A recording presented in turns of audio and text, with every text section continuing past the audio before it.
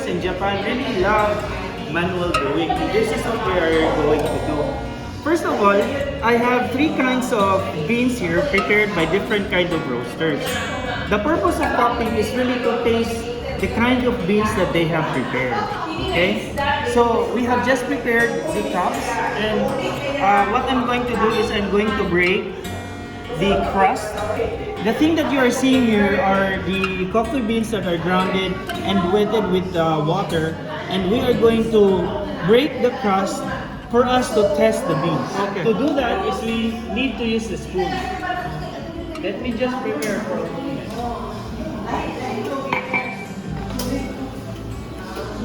It's good that you have time to come here. Yes.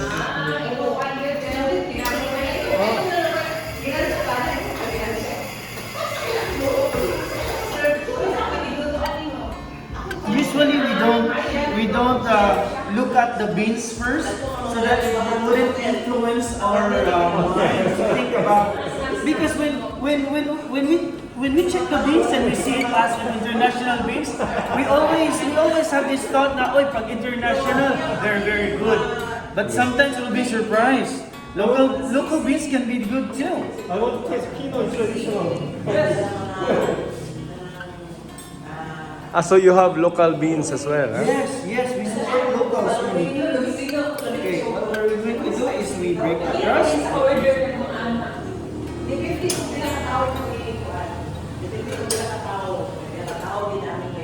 So this is your coffee machine, no? Yes, first. This is how we break crust. We take the upper portion of the wet beans, and then we don't stir from the beneath, just above. Okay. Okay. The next thing we do is we get the cups. There you go. You have individual cups, and you notice we have different colors, so that we don't. We then pre-wet for sanitation.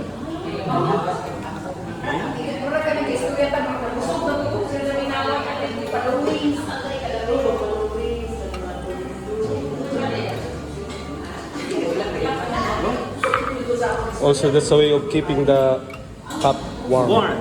Yes, exactly. Okay. Then the procedure is this. We get the spoon. We take samples like this. And you have to make sure that you don't touch the beans underneath the water. Then we taste.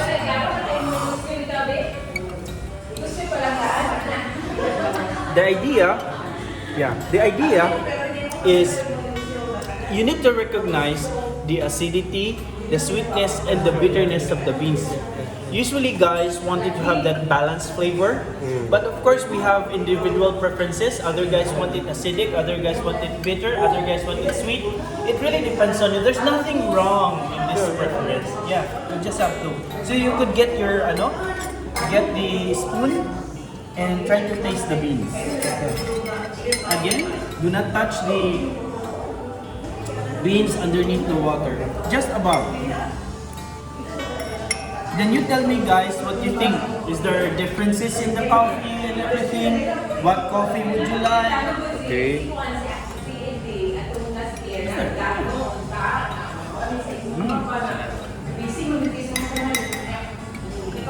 So newly prepared pa rin? Yeah, newly Just prepared. now. That's good. So, This is very familiar for me. familiar to you? Very familiar. Kenya, Ah. Ethiopia, Because you're looking at the collection. I know. No? In Korea, I used to drink distilled coffee like Kenya and Ethiopia, something like that. Ah, So you I are see. very familiar with the taste notes of the Ethiopian kind of beans. And that's good. Okay, so I will try. Sir, yes sir. Kato lang, di lang kayagon sa ilalim. Just above the Just above. Oh yes, just the above. Yeah. Oh, ano yun? Oh, this one. Para na kay experience. So, testing na to, no? Itong first cup. This is a very exciting exercise. Ako sang ginasimhutan. What is your comment with this? How does it taste to you? This is the first time to taste this kind of coffee. Oh, Like sweet and not that strong, not that light. Saan siya? yes. If you Upload niya. remember that you tasted Ethiopia before, Acidic. Ethiopia are acidic. And bitter. They are fruity. Yeah. Yeah. You are not familiar with this one. Not familiar. I will show you what kind of beans that one. Okay. Not familiar, but it tastes really good. Really good? Really good? Really? Don't influence Is my... it sweet? Is it bitter? Is it acidic? Is it fruity? Not acidic. Not fruity. Maybe a little bit fruity, but little bit sweet also. Yes. But not that light. Yes. That's what I like about this. Yes. Daw? So familiar. Yes. familiar, huh? Yes. I'm sure you are familiar with that. Tastes like Arabic. Or somewhere there. I think this one is too light for me. Excuse me, sir? This one is too light. Very light. Okay. Yeah. Not your preference. Not my preference. Because this is too light. No need to be so much critical because if we are critical with the coffee, we wouldn't be enjoying it anymore. Yes. The purpose here is really just to choose which one you like. Yes. Yes. I like this one. Very good. Yeah, me too. I like this one. Pero ano na, it's a preference. Yes. There's nothing wrong if we choose either one of these or we don't choose at all. It's okay. Yeah. I like it, but then I cannot name the feeling, the sensation. Is it upload? Is it a bit No need. As sweet? long A as you bit- like it, that's good. Oh, okay. Amo mo na yan. Kanin mas fruity ni siya. Sulay daw, asa na ka mas fruity gid sa duwa? Amay una, asa may fruity ani?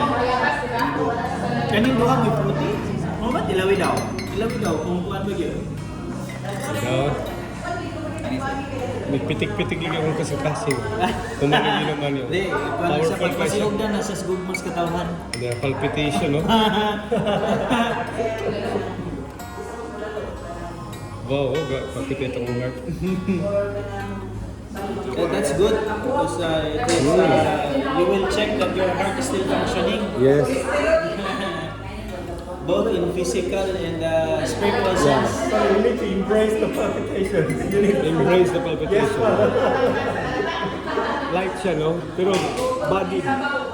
Nasa ka ng kwan ba? Murag Good. roundedness. Wapo lang ang term. So, kulang lang siya kwan. Para sa ko, ang kay kwan mo ko, heavy drinker ng ko, coffee. Espeso na siya. Kanang light na siya. Nipis. Light. Oh, nipis. Kani, akong usbon og kwan, taste kay strong sila, pareho. Acidic gamay. Kani, nai-upload gamay. Pero kani, nai-upload na sweet. Ano sa English sa upload? Astringent. Astringent. Astringent. Na mix. Ang iyang kwan, first time ko yung naling nga mix na flavor. So, I cannot figure out once again kung saan pagnalan sa... The thing here is these beans are weighted the same. They are 10 grams each. These are grounded the same. They have the same sizes. Okay. And the ratio between the grinds and the water is the same. It's Same. 1:12. So each bean is prepared the same water, the same everything, the same procedure, the same time. So what you are experiencing right now are their taste in natural nature. Bali, we really didn't have any process involved, any special techniques involved. They are just prepared the same. So if they taste different, then their preparation and the beans itself are different. After we choose the beans that we like, say for example we like this one, but the problem is it's too light, the body is too light, then we can prepare it in a way that you like it. The most important thing here is we recognize that there are differences, and then we recognize what what is our favorite for the beans. And after choosing what's favorite, then we can prepare it in a way that it really suits your preference. Okay. So, I hope I explained it in a simple manner. Forgive my English. drinking this and next this one, then I got a palpitation. No? So that means they are strong. They are strong coffee, no? You haven't tasted the really strong ones. Wow, not yet, huh? Oh, actually we have two kinds. Korea is not that strong. It's really is not that yet so? strong. Oh. Really not yet strong. Do you want it to taste what's really strong? I'll show you what's strong. Oh. I think I'll be liking the middle one. I confirm.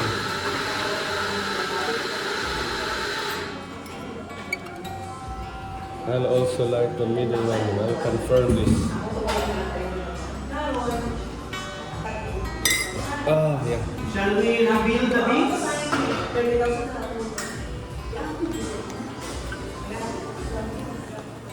Shall we reveal the beans? Okay. Yes. This one is, let's start with this one because I think it's not much of our favorite. Okay. This one is from Brazil. Brazil. So you will be surprised that it's an international bean. Brazil, São Francisco, Brazil. Okay. It's rounded but light. It's the variety is Ubata, and it is in a natural process. It means that these beans are dried naturally and then they are roasted. Nothing special in the processing. Yeah. International beans, actually this is a very good bean. It's a champion beans, but I think it's not our like preference. But it's not bad. It's Not really bad. not just I like our its preference. rounded We flavor. also drink it in Korea. Yes, yes. And I'm sure you are familiar with the Ethiopian ones. It's Ethiopia. okay. It's Uraga, Yeah. Ethiopia. It's still natural process, and it is from Cote d'Ivoire. The variety is Cote d'Ivoire. Usually, Ethiopian beans are very fruity. They are very fruity, and most of the time, people like me, I love fruity beans. Okay, but not all like this one because especially Filipinos, we are accustomed with really bitter beans. That's why it's usually not our preference. This one is quite surprising because it's a local bean. It's from Davao del Sur. Davao del Sur. Okay. He's going to Davao. Yes, it's from Alwin, Dinoy, and Alwin, Dinoy is from Davao del Sur. This was harvested from the Mount Opol. Yes, yes. Very surprising, right? Yes. This one is a second placer of the recently concluded PCQC competition held in Davao. And most of these beans have been purchased outside. Yes, yes. Surprising, right? Very, very surprising. First time to taste this kind of coffee. So Yes. it's really nice. Yes, yes. And we still have other kinds of beans. We could try. Have you tried the... but it's beans, no? Oh yeah, they have beans. The Monk's Blend. Oh yes, the Monk's Blend is from its term. It's a blended coffee. It's a blend of Arabica and Robusta beans. Blended coffee. This is an example of a Filipino favorite, which is Robusta bean. Robusta bean. This one are Arabica. These Arabica. varieties are What's the Arabica. big difference of Arabica and Robusta? This would be the determining factor on your question. Okay. You can just use this one. Okay. So this is Robusta. That's Robusta, and that's the same bean that we are drinking in a 3-in-1, in a Nescafe, and everything in its purest form, not processed. Not processed. Yes, in Okay. its purest form. So You Robusta. should try it. You'll love it. My heart saying, oh.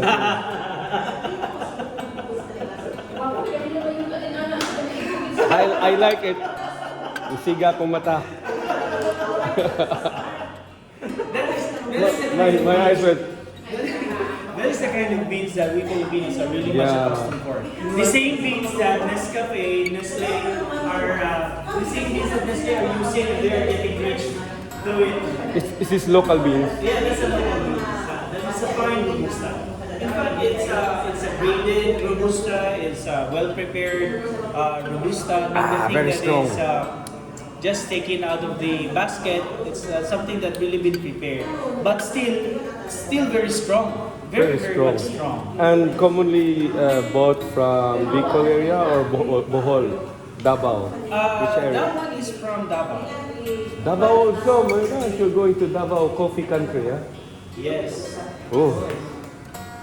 Can you make a cup of coffee? Yeah, sure. You want me to what? All right. Since we have tasted all this, thank you.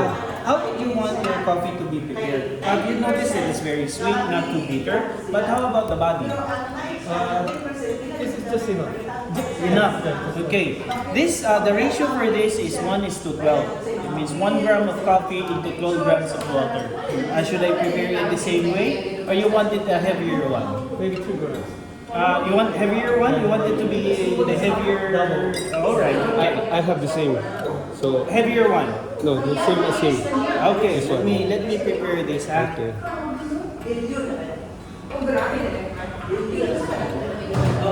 Oh yeah. Okay.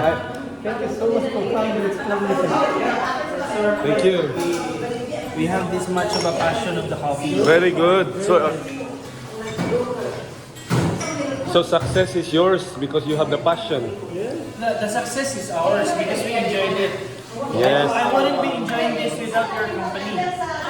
Yes. Yes. So when did you start this company? Just recently, last April, we just opened last April. Last April. Wow.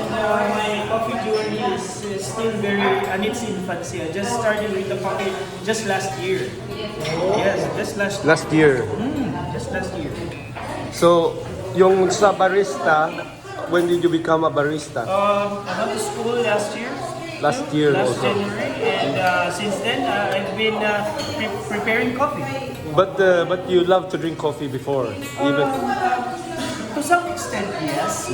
But when I was introduced with this specialty coffee, my love for coffee went even more. So it's really not a thing for everybody, but you will have, if you taste it always, you have this hang of it, then you will be accustomed. Then you will have this palate that is easy to recognize what is a very good coffee prepared and everything. That's good. That's good. Yeah. Let me prepare. 15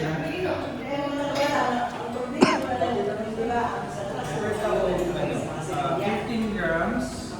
Tapos,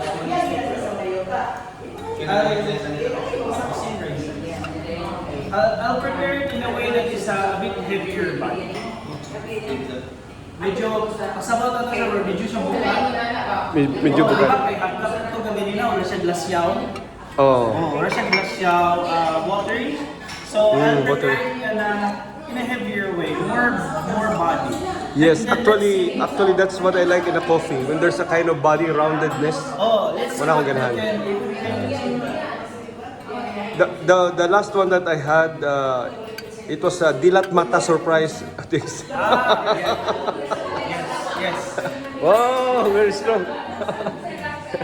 Maybe that was the first coffee that my eyes went big. Have you tried that one?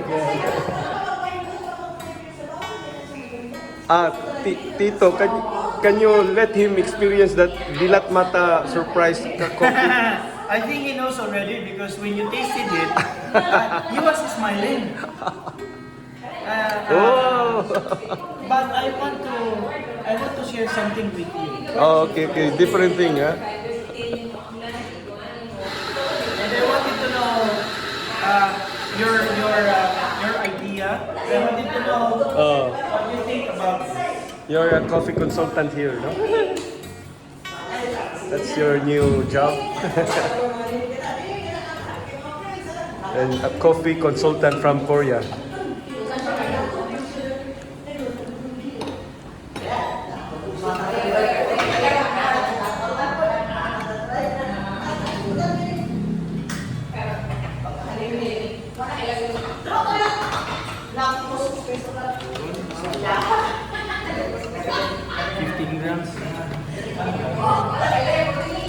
has to be meshed though.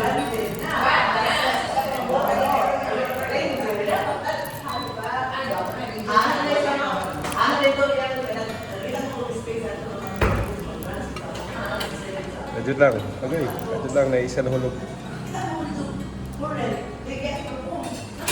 Sobra.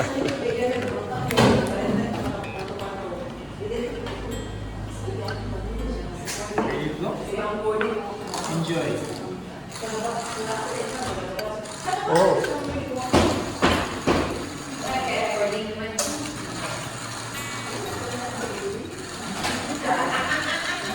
Oh, your eyes went up.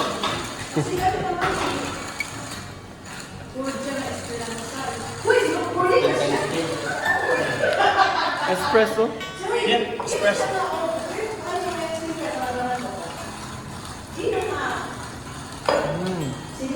That's the taste. Espresso, and it came from Cerrado district of Brazil.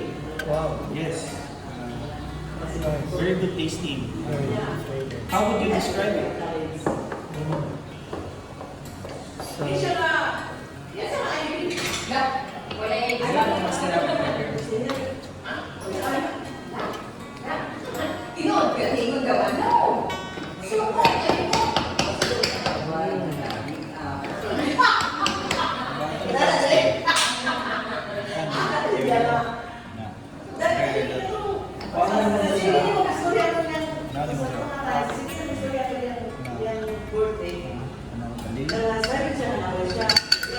Verify niyo mo pila din ang buwan. So 15.2.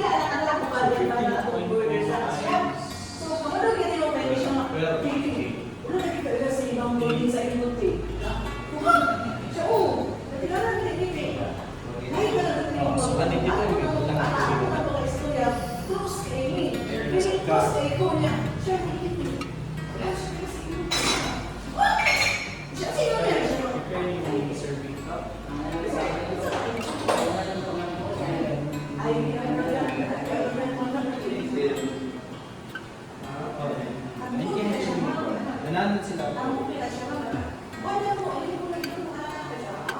It's very creamy. So do you like it? Yeah. How does it taste? Very creamy and acidity is very high. Compared to Italian espresso, it's quite different. I think it will be good if we drink this with cream, espresso compagna. You know that? You like it? Yeah. Make it prepare. This way, You wanna try it? no.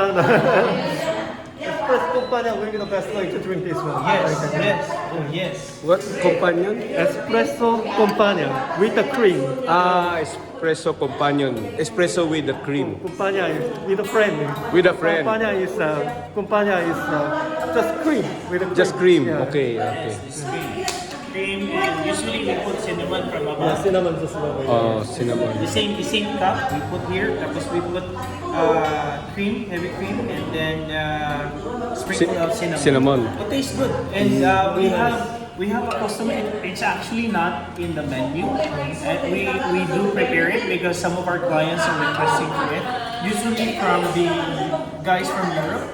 Yeah, that's Yeah, right. we have regular customer in Italian, and we always In Italia, they always do yeah, we always espresso compagna. They always drink espresso. It's not in our menu, but we usually provide. Ah, very good. Yeah. It's very different from Italian espresso. It's more creamy, Yes, yes, more than Italian espresso. yes. So, iba na yung kwan naman. Pila ba ito? 182. 182. So, baskin nila din mo. Like this. In Korea, we don't pour it directly. We put paper on it. And Yes, yes. That's true.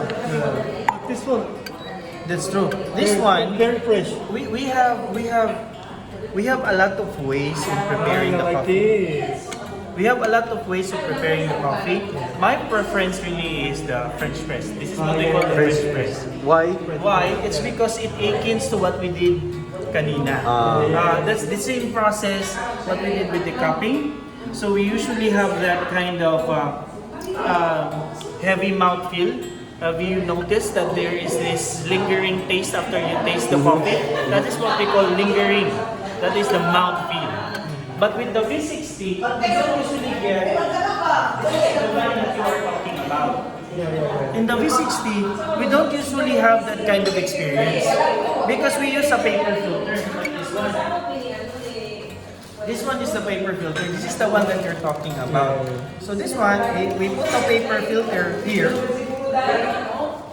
We pull this one, and then we put the paper filter here above the V60. This one is what we call the V60. We put the paper filter here, and then we put the grinds, then we drip.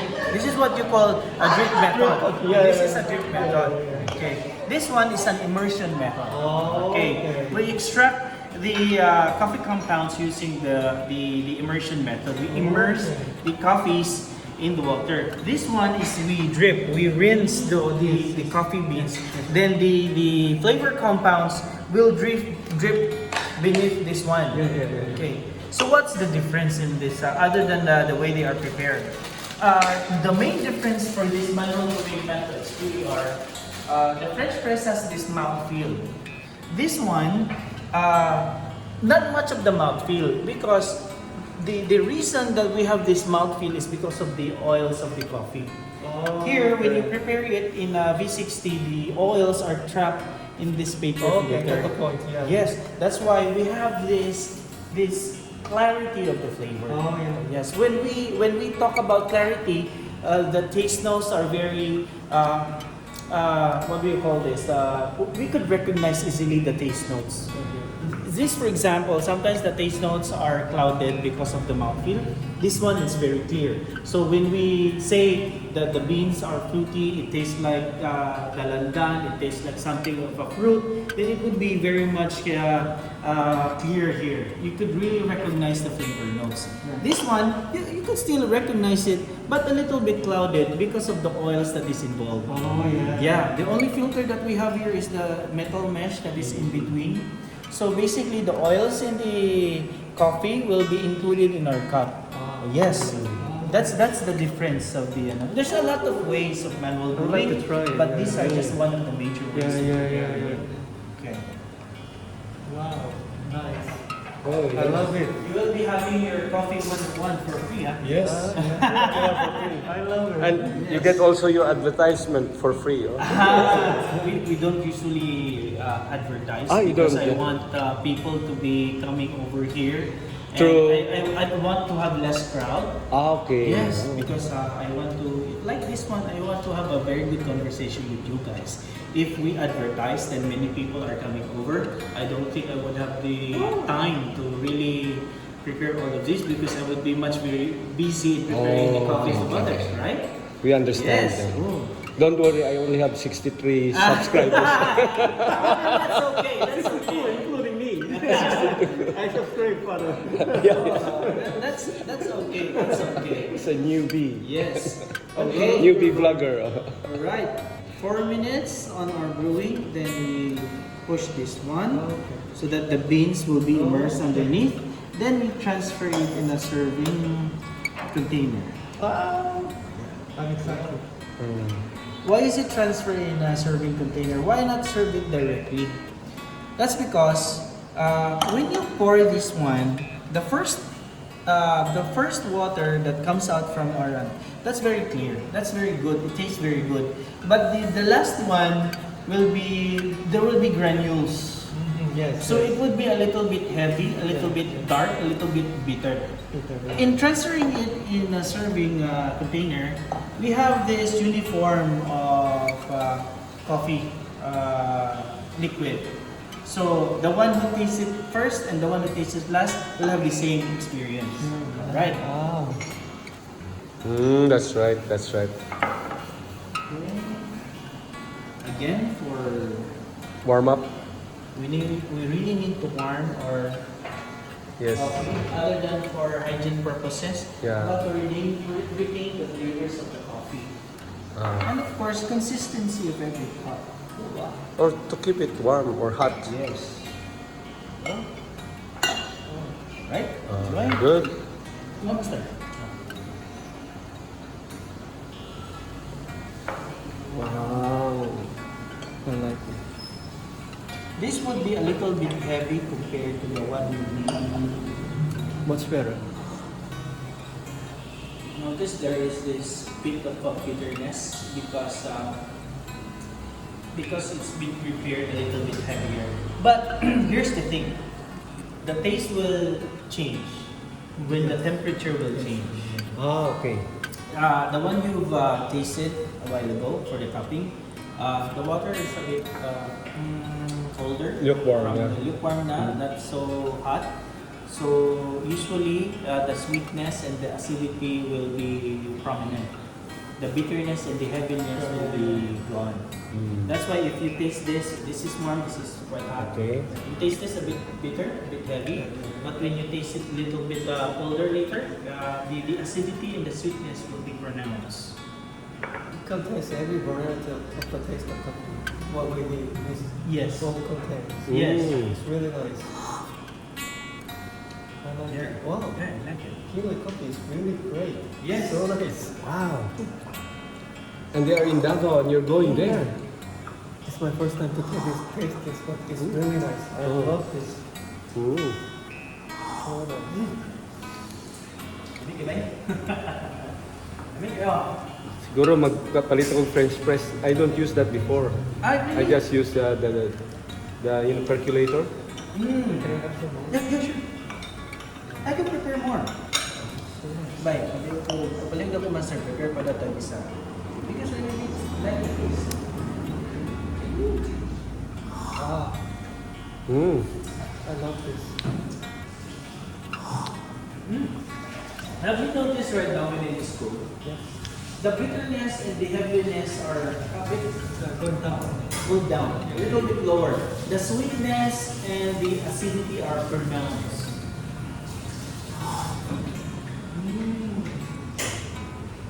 Champion. Mm. Dalawa naman isa. Ganun kayo siya ba? Cool down na siya ba? Kami hindi siya naka-cool down. Is that the normal Americano brewed coffee, no? That you usually drink? No? This is not the American. American is a compression coffee. Compression. Why can't you drink compression coffee? Because of cholesterol. It's heavy? Yeah, compression coffee usually they contain high cholesterol. Is that so? Oh my That's why God. you cannot drink compression coffee. Mm. I don't know if my cholesterol is high because of drinking coffee. I didn't know that. I drink coffee every day. That's why I only drink drip coffee. If there is no drip coffee, I don't drink coffee. That's interesting. Very much interesting. Ano daw, mataas daw yung cholesterol sa compression coffee. Hindi ko alam yun eh. Baka kasi tumaas na yung cholesterol I ko. really couldn't say because I haven't heard it before. If We that's have some into the Yeah, compression coffee maybe. increase cholesterol. But I have a hypercholesterol syndrome, so that's why I don't drink compression coffee. Okay.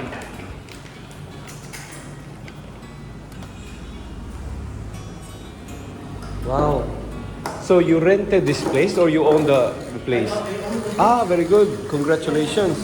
So including the auto care?